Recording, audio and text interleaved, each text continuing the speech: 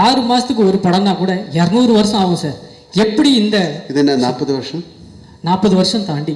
ஆறு 47 வருஷம். 47 வருஷத்துக்கு தான் அப்பா சார்.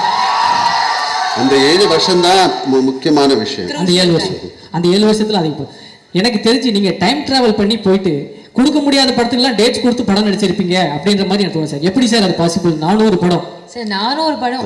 அதான் அது ஒரு பிளெஸ்ஸிங் டைம், ஒரு கடவுளோட ஒரு பிளெஸ்ஸிங் மாதிரி நினச்சிருக்கேன். எனக்கு வந்து நல்ல டைரக்டர்ஸ் கிடச்சிது, நல்ல ஆக்டர்ஸ் கிடச்சிது, நல்ல ஆடியன்ஸ் கிடச்சிது.